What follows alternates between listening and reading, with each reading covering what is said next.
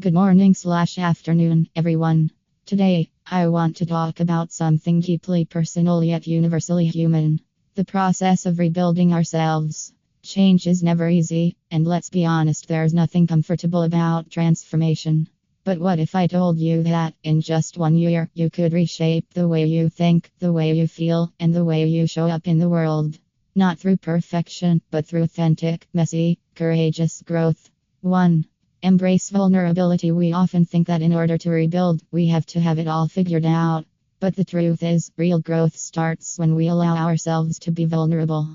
It's standing in the mirror and admitting, I don't have all the answers, but I am willing to try. Vulnerability is the key that unlocks transformation.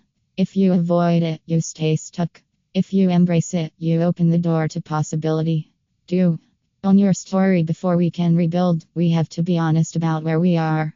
That means looking at our past choices not with shame, but with curiosity. Ask yourself, what patterns have I been repeating? What limiting beliefs have held me back? Owning your story is about taking accountability, but it's also about realizing you have the power to rewrite the next chapter. 3. Develop resilience. Here's a hard truth. At some point in this journey, you will fall. You will doubt yourself. You will face setbacks. And that's okay. Resilience isn't about never failing, it's about learning how to get back up. When you hit roadblock, don't ask, why is this happening to me? Instead, ask, what can I learn from this? Growth isn't comfortable, but so is staying in a place that no longer serves you. 4. Set boundaries and prioritize growth. Rebuilding yourself means making intentional choices about how you spend your time and energy. Not everything and everyone deserves a seat at your table. If something in your life, whether it's a relationship, a habit, or a belief, keeps pulling you backward, it's time to let it go. Boundaries aren't about pushing people away, they're about protecting the space where you grow. 5. Cultivate self-compassion. One of the biggest barriers to rebuilding is our own inner critic. We tell ourselves we're not good enough, not strong enough, not ready. But what if, instead of tearing ourselves down, we spoke with kindness? Self-compassion isn't about making excuses, it's about giving yourself the grace to grow. Speak to yourself like you would speak to a friend who's struggling. Encouragement fuels change more than self-judgment ever will. 6. Build meaningful connections. Rebuilding doesn't happen in isolation. We are wired for connection. Find people who inspire you, who challenge you, who remind you of your potential. Whether it's mentors, friends, or even a supportive community online, these relationships will help you stay accountable to your growth. Because at the end of the day, we rise stronger together. Conclusion. Imagine yourself 1 year from now.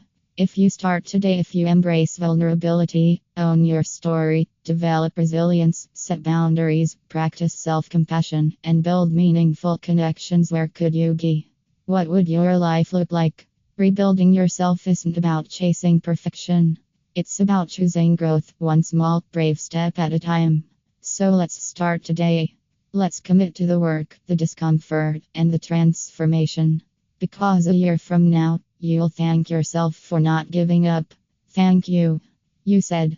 Expand the first keynote without headings and intro of keynote up to 200 words. ChatGPT said. We often think that in order to rebuild, we need to have everything figured out. That somehow, we need to be strong, composed, and certain before we can take the first step. But the truth is, real transformation begins when we allow ourselves to be vulnerable. It means admitting that we don't have all. One of the biggest reasons we hold on to relationships longer than we should is the fear that if we let go, we will never find that kind of connection again. This is what I call the myth of scarcity in relationships, the belief that love, respect, and companionship are limited resources. When we believe that there is only one person who will truly understand us or only one chance to experience deep love, we settle. We accept behavior that we shouldn't because we convince ourselves that something is better than nothing. But love is not rare, one-time opportunity.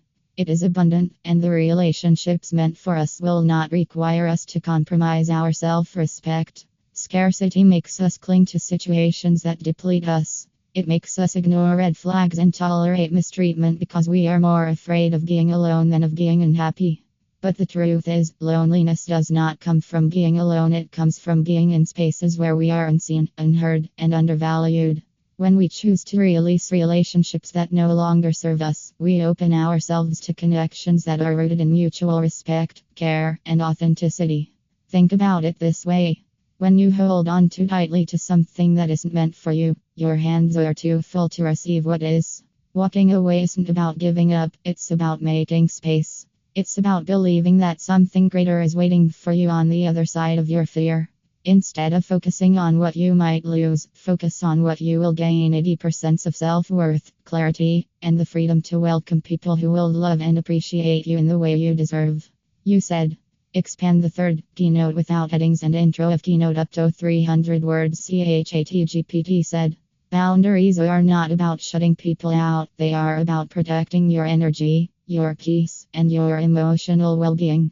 Too often, we confuse love with endurance. We think that if we truly care about someone, we should accept their mistreatment, tolerate their inconsistency, or continue giving even when it drains us. But real love, whether it's romantic, platonic, or familial, thrives within the framework of respect, and respect requires boundaries.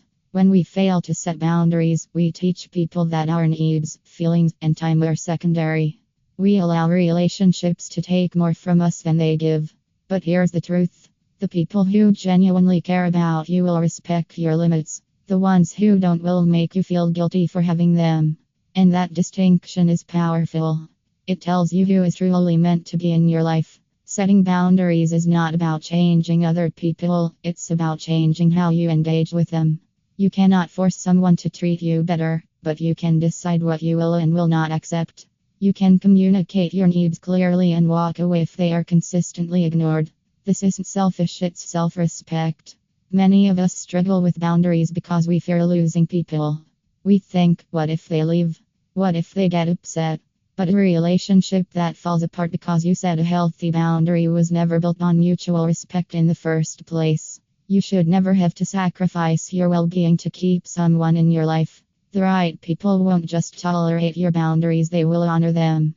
Because when you love and respect yourself enough to set limits, you attract relationships that reflect that same love and respect back to you. You said.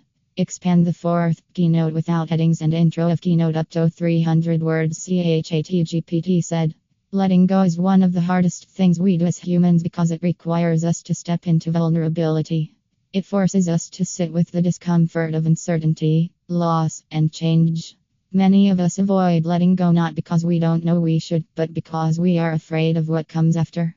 The truth is, releasing someone from our lives, whether it's stepping back from a relationship, whether it's romantic, platonic, or professional, creates space for two important things: clarity and appreciation.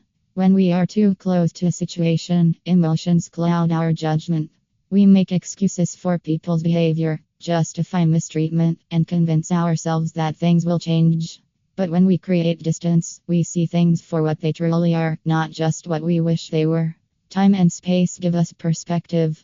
They allow us to reflect on whether a relationship was truly fulfilling or if we were simply holding on to the idea of what it could be. Sometimes we realize that we were settling, ignoring red flags, or giving more than we received. Other times, distance reveals that the connection was valuable but taken for granted. Either way, stepping back brings the truth to the surface. Space also gives the other person an opportunity to recognize what they had. When someone is always available, always accommodating, their presence can be easily overlooked. But when that presence is suddenly gone, it creates an undeniable void. This is not about playing games or manipulating emotions, it's about allowing natural consequences to take place. If someone truly values you, they will feel your absence and reflect on their actions. However, the most important part of this process is not whether they miss you, it's what you learn about yourself in the process. Do you feel lighter? More at peace? Do you realize that you were pouring into someone who wasn't pouring back into you? Space is not just about helping them see your worth, it's about helping you see it too. And once you do, you'll understand that the right people won't need distance to appreciate you, they will cherish you in the moment. You said. Expand the sixth keynote without headings and intro of keynote up to 300 words. ChatGPT said. Letting go is not just about walking away from someone else, it's about walking back to yourself. Too often, we lose pieces of who we are in relationships, especially when we try too hard to make them work. We compromise our needs, silence our voices, and shrink ourselves just to fit into someone else's world. But when we choose to let go, we are making a powerful statement. I am reclaiming myself. This journey back to ourselves is not easy. At first, it can feel lonely.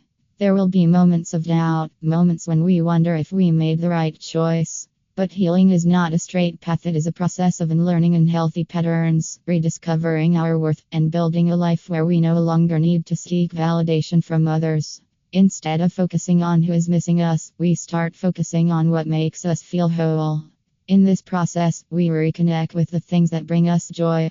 We rediscover hobbies we neglected, relationships we overlooked, and parts of ourselves we had forgotten.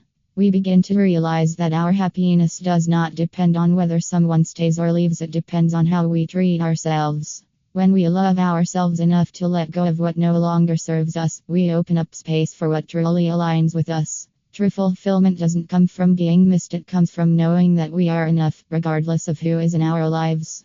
When we embrace this truth, we no longer chase people who don't value us. Instead, we attract those who respect, appreciate, and uplift us. Letting go isn't just about losing someone, it's about finding yourself again, and that is the greatest love of all. You said. Give me conclusion of entire speech. ChatGPT said. Letting go is not about winning or losing, it's about choosing yourself. It's about recognizing when a relationship no longer nurtures you and having the courage to walk away, not with bitterness, but with self-respect. Love should never require you to beg for attention, shrink yourself, or tolerate less than you deserve. When you step back, you allow space for CL.